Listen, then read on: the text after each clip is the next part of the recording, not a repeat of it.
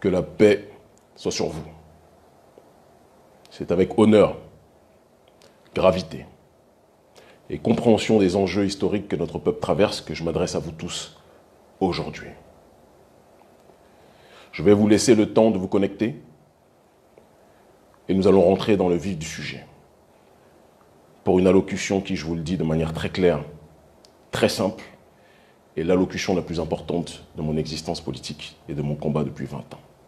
Et vous allez très rapidement comprendre le pourquoi du comment. Je vous laisse vous connecter rapidement, quelques instants, et nous allons commencer. Très bien. Connectez-vous. Très bien. Voilà. Nous pouvons donc rentrer dans le vif du sujet. Comme vous le savez tous, parce qu'on a tous des yeux et un cœur pour voir, l'Afrique traverse aujourd'hui une crise sans précédent. Une crise en ce qui concerne la malgouvernance. Une crise en ce qui concerne la corruption. Une crise en ce qui concerne le viol des constitutions. Une crise en ce qui concerne le non-respect des volontés du peuple. La démocratie, demos kratein, normalement c'est le pouvoir au peuple. Mais en Afrique, la démocratie est égale surtout au pouvoir aux mains d'une élite qui est dans le népotisme, qui est dans la corruption, qui est dans le mépris des classes populaires qui sont censées administrer, diriger et protéger. Je vous tiens ce discours aujourd'hui en direct d'un pays où j'étais normalement interdit d'entrer. Un pays qui, dès lors que je vais vous donner la localisation, va donner l'ordre à la DST, à la Direction de surveillance du territoire, de me chercher, de m'arrêter, peut-être même de m'incarcérer, peut-être de m'expulser, ou peut-être même avec leur milice, de me faire du mal, comme ils l'ont fait depuis très longtemps à un certain nombre de gens dans ce pays. Certains me diront que j'aurais pu rester à Cotonou, siroter mon bissap, continuer mes activités, ou très bien que j'aurais pu même me balader dans d'autres endroits du monde, en sérénité. Mais je ne peux pas être loin de là où notre peuple souffre, à l'heure actuelle. Ce pays, j'ai passé 19 heures de route, en voiture, en arpentant les chemins clandestins, en moto, en pirogue, en marchant plus d'1 heure dans la boue, pour essayer d'éviter les douanes et les postes de surveillance aux frontières, qui, si elles avaient vu mon papier, si elles m'avaient vu, m'auraient interdit d'entrer. J'ai traversé le Togo, pays où je suis interdit de rentrer par Fort Gnassingbé et Adema qui me considèrent comme une menace à l'ordre public, alors que je ne suis pas quelqu'un qui prône la violence. J'ai traversé ce pays. J'ai traversé le Ghana. Et j'ai traversé la frontière Ghana-Côte d'Ivoire. Et me voici aujourd'hui en Côte d'Ivoire.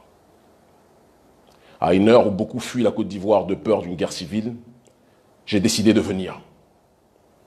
J'ai décidé de venir parce que la Côte d'Ivoire est la capitale du néocolonialisme français aujourd'hui. Et que tant que la Côte d'Ivoire sera dirigée par Alassane Dramane Ouattara, l'Afrique sera toujours, du moins l'Afrique de la zone dite franc, sera toujours dans la dimension de la néocolonisation. Alassane Ouattara est le président de la Côte d'Ivoire, mais il est aussi l'homme qui donne l'heure, qui donne le tempo pour les pays de l'UEMOA. Si Ouattara dit chute, tous les autres pays diront chute. Si Ouattara dit on se soumet à la France, tous les autres pays diront on se soumet à la France. Et donc l'élection présidentielle pour laquelle Alassane Ouattara est en train de frauduleusement concourir, puisqu'il a violé la Constitution, normalement il avait droit à 2 mandats, il a violé la Constitution pour en faire un 3e, il a empêché Laurent Gbagbo, il a empêché Blé Goudé, il a empêché Soro de concourir, il a truqué les élections. Ouattara veut se représenter parce qu'il sait très bien que sans sa présence, la France-Afrique risque d'être en difficulté. Et c'est la raison pour laquelle les hypocrites du gouvernement français dirigés par M. Emmanuel Macron, n'ont rien dit contre Alassane Ouattara lorsque celui-ci voulait se présenter, mais dans le même temps, ont eu le culot, tout comme la CEDEAO, tout comme le gang de la CEDEAO, parce que c'est devenu un gang politique aujourd'hui, d'accord, de condamner la manifestation populaire au Mali qui voulait simplement le départ d'Ibeka.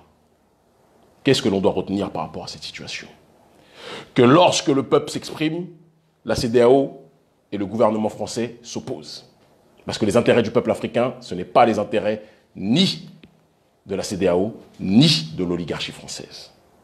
Mais lorsque le symbole de la corruption, le symbole de la violence, le symbole de l'hystérisation ethnique dans le pays prend le pouvoir, ou du moins capture le pouvoir et décide de se représenter alors qu'il n'en a pas le droit, le gang de la CEDEAO se tait et le gouvernement français se tait. Et vous voulez qu'on fasse confiance à ces institutions. Vous voulez sincèrement qu'on soit dans une démarche de se laisser guider par des élites qui sont complètement délégitimées par rapport au peuple. Ce n'est pas notre démarche. Alors j'ai décidé de prendre mes responsabilités. Je sais que lorsque je me ferai attraper par la DST, je serai sans doute arrêté, molesté ou expulsé. Vous serez tous témoins de ce qui va m'arriver. Mais je suis venu en Côte d'Ivoire pour parasiter le processus électoral du candidat de la France-Afrique, Alassane Dramane Ouattara. Je ne partirai pas de ce pays tant que Ouattara maintiendra cette élection. Il est important de préciser, pour éviter toute chasse à l'homme qui sera effectuée contre des innocents, je suis venu de mon propre chef. Aucun membre de mon organisation, je le précise, aucun membre de l'ONG Urgence panafricaniste n'était au courant de ma venue. Et au moment où je vous parle, personne ne sait où je suis. De la même façon, j'insiste, aucun membre de l'opposition, je dis bien aucun membre de l'opposition, n'a contribué à me faire venir, d'accord, et n'est au courant de ma présence aujourd'hui. Parce que je sais que Ouattara n'attend que ça pour dire que vous voyez, vous avez fait venir ce terroriste politique, terroriste non violent, c'est quand même important de le préciser, parce que je ne prône pas la violence. La désobéissance civile n'est pas la violence, qu'on soit très clair dessus. C'est comme ça que vous avez eu le camp Gbagbo et vous l'avez amené à la CPI, parce qu'ils se sont laissés avoir par vous qui êtes les plus grands violents d'Afrique aujourd'hui. Des mercenaires, des meurtriers. D'accord? Mais le simple fait que les autres se soient défendus, vous les avez présentés comme les violents, vous avez été protégés. Moi, je le dis clairement, je prône la non-violence. Mais la non-violence n'empêche pas l'intelligence. Et vous ne pouvez pas confisquer la voix du peuple sans que le peuple ne réagisse. Alassane Dramane Ouattara, depuis qu'il a été nommé ministre d'Houphouët-Boigny, premier ministre d'Houphouët-Boigny, a livré la Côte d'Ivoire encore plus aux Français. Et Dieu sait qu'Houphouët, déjà, était un grand ami de la France, était un champion de la France-Afrique. Mais Alassane Ouattara, lorsqu'il a émergé, il a amené la France-Afrique à un autre niveau. Il a confié le plus de marchés possible à Bouygues. Il a confié le plus de marchés possible, et c'est important de le préciser, à Bolloré. Il a confié le plus de marchés possible aux entreprises françaises et occidentales pour que la Côte d'Ivoire soit le pilier du néocolonialisme occidental et français en Afrique. Il a contribué comme personne ne l'avait fait avant lui, je dis bien personne avant lui, à ramener le degré de soumission des élites africaines à un autre niveau. Aujourd'hui, je pense qu'en termes de soumission à l'impérialisme occidental et français, personne ne dépasse l'Afrique francophone. Personne. Et Alassane Dramane Ouattara est responsable de cette réalité-là. Et vous pensez que nous pouvons rester là sans rien faire, sans rien dire, sans réagir? J'ai quitté ma famille, mes enfants en larmes, parce qu'ils savaient tous qu'en venant ici, je me mettais en danger. Mais je ne peux pas rester et voir notre peuple se faire marcher dessus, se faire voler, se faire violer, sans réagir. Ce n'est pas possible. Et donc, par conséquent, j'appelle toute la jeunesse qui se sent concernée par le viol de la constitution d'Alassane Dramane Ouattara à se tenir prêt pour se mobiliser cette semaine. Si je dis le jour, et si je dis l'heure, et si je dis le lieu, l'armée va venir, elle va emmener ses milices que l'on appelle les microbes. C'est important aussi puisque le grand public nous suit. Les microbes, qu'est-ce que c'est? C'est une milice de jeunes africains, ce sont mes frères, mais qui sont instrumentalisés par Alassane Dramane Ouattara. Alassane Dramane Ouattara a fait croire qu'il était le champion de la cause de ceux qui étaient sentés exclus en Côte d'Ivoire. Alassane Dramane Ouattara a fait croire qu'il était le champion et le défenseur des Sénoufos, d'autres personnes, d'autres groupes ethniques. Non, il est le défenseur de personne. Les Sénoufos sont un peuple digne, très digne, et Ouattara ne les représente pas. Je ne suis pas venu ici pour mener un combat contre des Sénoufos ou contre les lobbies ou contre les Malinqués. Ce sont mes frères. Je suis un panafricaniste. Ce n'est pas que vous soyez Aoré, que vous soyez BT, que vous soyez lobby, que vous soyez Malinqué, etc., ou Sénoufo. Ce n'est pas mon problème. Nous sommes tous africains. Notre seul problème, c'est le néocolonialisme français qui a décidé de coopter Alassane Dramane Ouattara pour maintenir sa domination sur nos terres. Et donc l'élection à laquelle Alassane Ouattara veut forcer des digues pour se présenter, cette élection est une élection viciée et qui n'est pas une élection qui concerne uniquement les Ivoiro-Ivoiriens. Ça concerne l'Afrique dans sa globalité. En tant que citoyen de la CEDEAO, j'ai le droit de venir.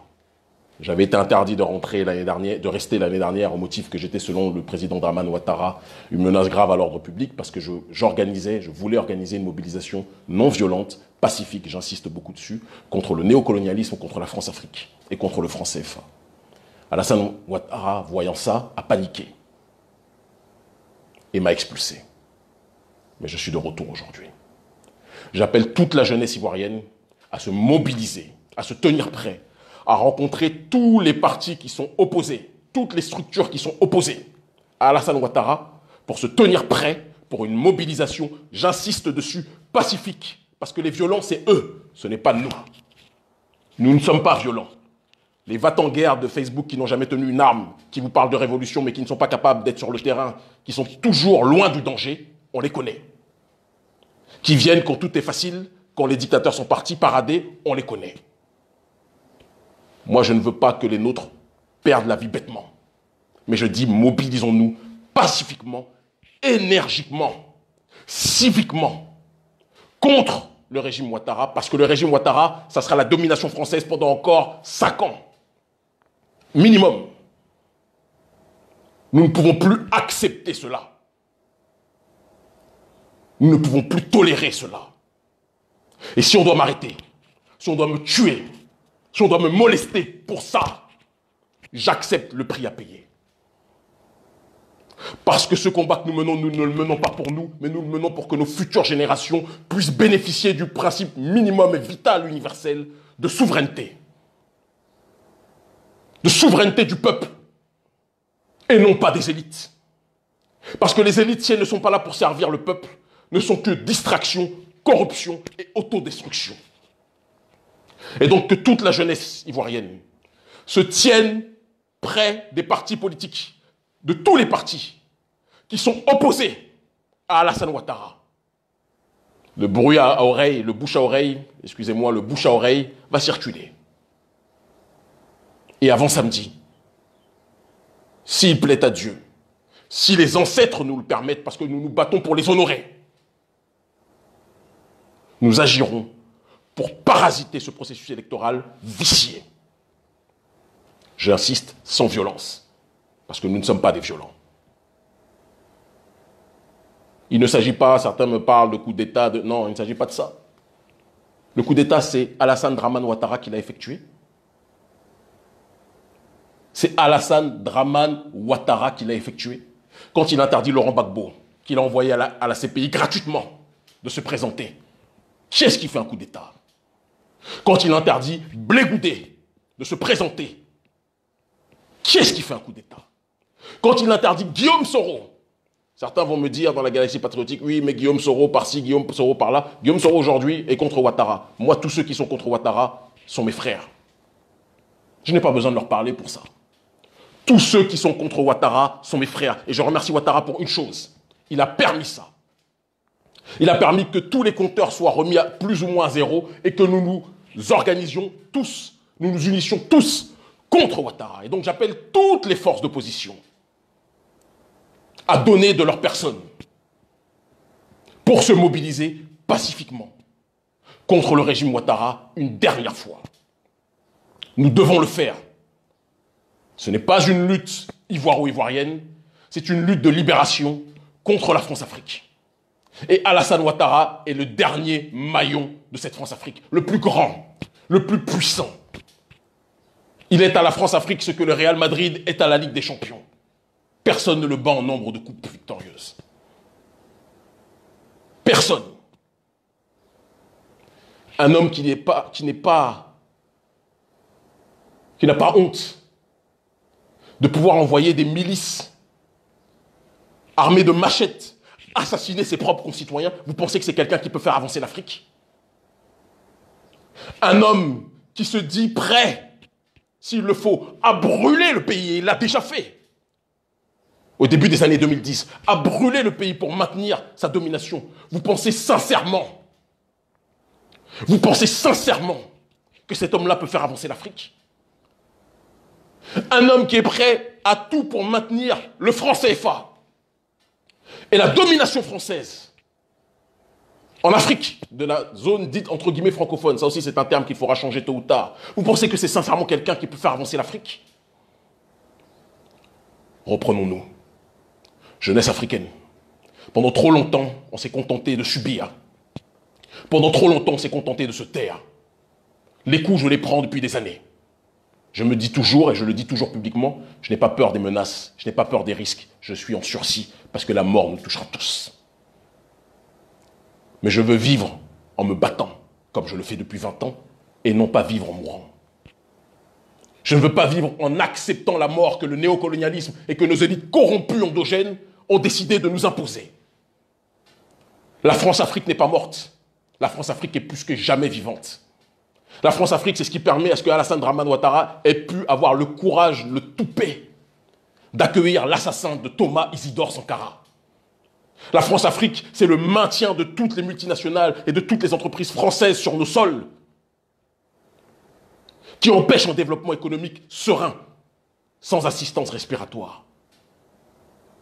La France-Afrique, c'est le maintien des bases militaires avec tous les affiliés d'Alassane Ouattara dans nos pays, en Afrique dite francophone. Dite francophone. C'est notre devoir à tous de nous mobiliser. C'est notre devoir à tous de nous tenir prêts. Si je dis l'heure et la date, les militaires risquent de nous devancer et risquent de court-circuiter toute mobilisation. Mais une chose est certaine, je vais m'arranger pour que toutes les forces d'opposition reçoivent le message, reçoivent le mot, et que nous puissions agir tel un seul homme, pacifiquement, civiquement, contre le néocolonialisme français. C'est le néocolonialisme, c'est de néocolonialisme dont il s'agit. Rien d'autre. Nous ne pouvons plus continuer à voir notre peuple se faire tirer dessus. Nous ne pouvons plus continuer à voir notre peuple se faire spolier. Nous ne pouvons plus continuer à voir notre peuple se faire assassiner. La malgouvernance est le premier pilier du néocolonialisme.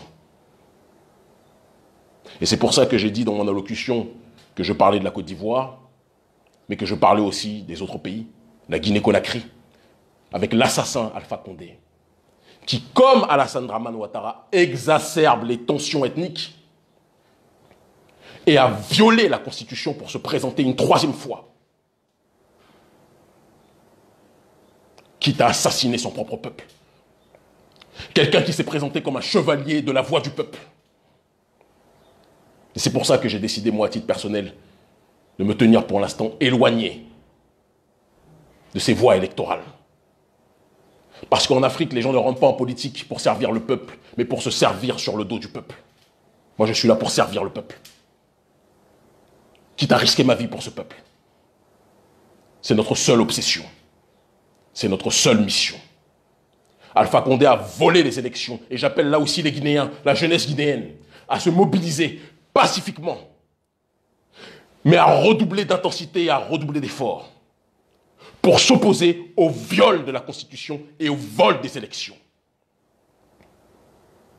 Nous ne pouvons plus accepter de vivre dans ces conditions, avec des présidents milliardaires qui deviennent milliardaires quand ils deviennent présidents, bien évidemment, mais qui astreignent leur peuple à la résidence de l'excessive pauvreté. J'étais un identitaire noir lorsque je vivais en Europe. La vie m'a transformé en militant d'extrême gauche en Afrique. Parce que personne ne peut, je dis bien personne, ne peut vivre dans ces conditions et voir la majorité du peuple vivre en dessous du seuil de pauvreté. Personne ne peut vivre sereinement en voyant cela. Ce n'est pas possible. Jeunesse de Guinée, mobilisez-vous, intensifiez vos mobilisations. Tout comme en Côte d'Ivoire, je vous demande de vous tenir prêts. Le mot d'ordre sera d'ici peu de temps lancé. Nous avons peu de jours. Mais tenez-vous mobilisés. Tenez-vous mobilisés. On pourrait rajouter à la Guinée, à la Côte d'Ivoire, sur laquelle je reviendrai bien évidemment à la fin, puisque c'est l'élément principal de ma venue, puisque je suis en Côte d'Ivoire au moment où je vous parle, pour accompagner la mobilisation pacifique, citoyenne, contre le néocolonialisme français, illustré et matérialisé par Alassane Dramane Ouattara. Il est important de parler aussi du Cameroun, parce que tout est lié. Le Cameroun, pays où il y a plus de militaires qui sont présents pour protéger le président de la République que pour protéger la population. Pays qui a laissé s'envenimer des tensions à l'intérieur de sa nation, d'accord, mais qui se moque de ces tensions. Sa seule préoccupation, c'est que la dictature puisse continuer à bien se porter. Pendant combien de temps va-t-on accepter d'avoir des présidents qui mobilisent l'armée uniquement pour leurs intérêts, mais pas pour les intérêts du peuple? À tous les militaires africains, n'oubliez jamais que le plus grand d'entre nous, et le plus grand d'entre vous, pas Alassane Ouattara, excusez-moi, Thomas Isidore Sankara, était un militaire, faisait partie des corps constitués, mais il a donné sa vie pour que l'Afrique puisse se réveiller, pour que l'Afrique puisse se retrouver. C'est notre devoir à tous. C'est notre devoir à tous. Militaires africains, mobilisez-vous contre le viol des constitutions. L'histoire vous demandera des comptes. L'histoire vous demandera des comptes.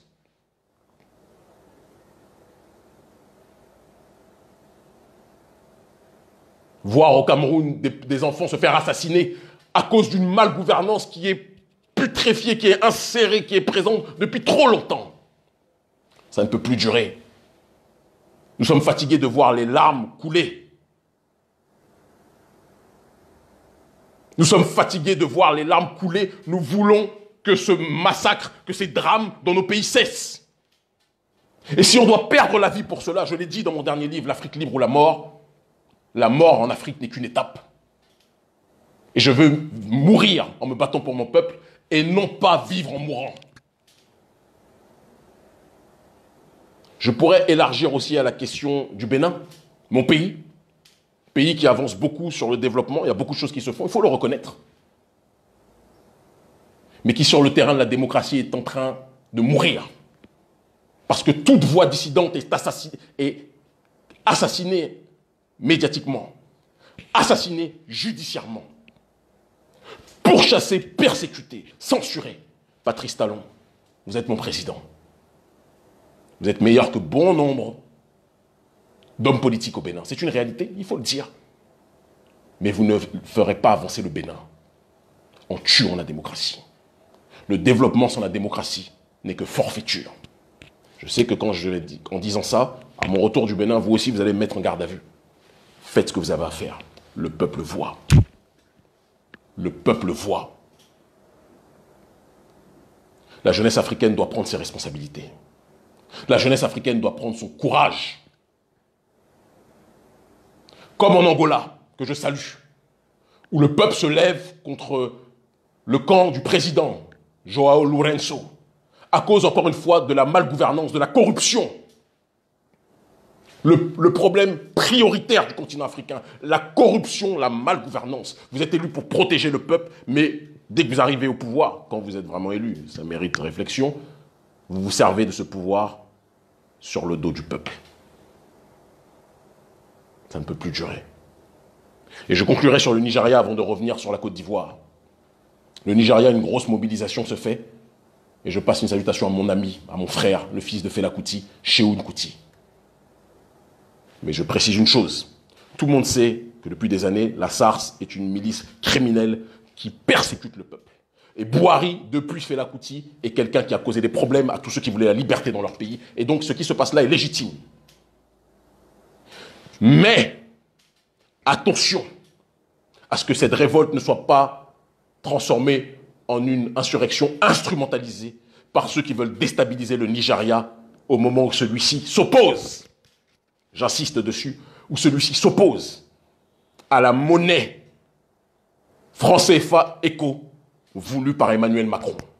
Attention, au moment où le Nigeria est en train de devenir une grande puissance, attention à ce que cette révolte ne soit pas instrumentalisée. Mais je soutiens évidemment ad vitam aeternam mon peuple qui se bat au Nigeria aussi. Revenons maintenant par exemple, et de manière très concrète en Côte d'Ivoire. Il y a aujourd'hui des partis d'opposition, et je m'adresse à vous. Chacun d'entre vous avait votre agenda. Chacun d'entre vous avait vos objectifs. Chacun d'entre vous avait vos finalités, avait vos projets politiques. Mais il faut mettre nos désaccords de côté. Notre seul accord aujourd'hui, c'est que Ouattara ne peut pas se représenter. Pas dans ces conditions. Et il n'en a plus le droit selon la Constitution qu'il ne cesse de violer. Nous devons mettre de côté nos désaccords. Ouattara est le problème de tous les Africains. Pas le problème uniquement des Ivoiriens. Ouattara est le problème, n'est pas un problème pour les BT, pour les Baoulés ou je ne sais trop quoi. Non, Ouattara doit être le problème pour tout le monde, y compris pour le digne, courageux, honorable peuple sénoufo. Ouattara ne vous rend pas service. Il se sert de la souffrance réelle qui existe parmi une partie du peuple qui a été ostracisée pendant longtemps. On doit avoir le courage de le dire. Mais ce n'est pas les intérêts de ce peuple-là qu'il sert. Il sert les intérêts de l'oligarchie française. Nous devons stopper ça. Nous devons cesser ça. Quitte à en perdre la vie s'il faut pour cela. Tenez-vous prêts. Tenez-vous connectés. Avant samedi, en Côte d'Ivoire, une mobilisation plus que jamais pacifique, citoyenne, aura lieu. Et s'ils doivent nous attaquer, que le monde entier sache, vous êtes tous témoins, vous êtes très nombreux à suivre ce direct, que le monde entier sache que les responsables, les violents, c'est le gouvernement Ouattara. Nous ne sommes pas violents. Nous pourrions l'être, ils ne sont pas plus forts que nous. Mais celui qui est violent à l'échelle géopolitique est celui qui a perdu. Vous avez eu mon aîné Gbagbo lorsqu'il s'est défendu, vous avez eu aussi le général Blé Goudé, vous n'aurez pas Kémy Séba. Dans notre ontologie, la violence, c'est l'intelligence. Dans notre ontologie, la résistance, c'est l'élévation de la pensée. Je n'appelle pas à la mobilisation pour que nos fils meurent. Si je dois mourir, je mourrai, je prends mes responsabilités. Venez pacifiquement. Mobilisez-vous pacifiquement. Et empêchons Ouattara de tenir cette élection.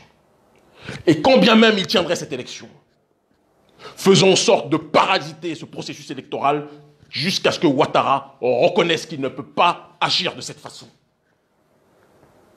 Je m'adresse enfin à Ahmed Bakayoko, Premier ministre ivoirien, homme extraordinaire du milieu de la nuit, un homme brillant pour la nuit. Mais pour le jour, mon très cher frère, ce que tu fais à ton peuple ne va pas.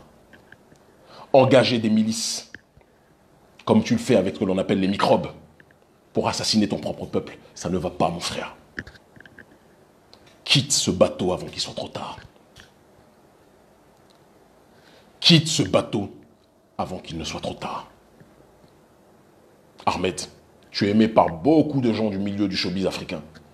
Beaucoup de gens vendent tes qualités, ton cœur, etc. Applique ton cœur aussi en politique. Quitte Draman. Quitte Draman. Et rejoins tous ceux qui sont opposés à ce dernier. Parce qu'Alassane Ouattara va être dans les poubelles de l'histoire, mon frère. Il l'est déjà. Quitte Draman, mon frère. Je te le demande. Je te parle ainsi, grand frère. Quitte Draman. Jeunesse ivoirienne, jeunesse panafricaniste, où que vous soyez, Mobilisons-nous contre la malgouvernance, contre nos dictateurs qui violent les troisièmes mandats, qui violent les constitutions et qui imposent un troisième mandat, excusez-moi, et imposons-nous contre le néocolonialisme français. L'Afrique libre ou la mort, nous vaincrons. Et je le dis et je le répète, je suis prêt à mourir si c'est le prix à payer. Nous mourrons tous, mais mourrons pour notre dignité. Ils finiront par comprendre. Le rendez-vous est pris, tenez-vous connectés dans les heures à venir.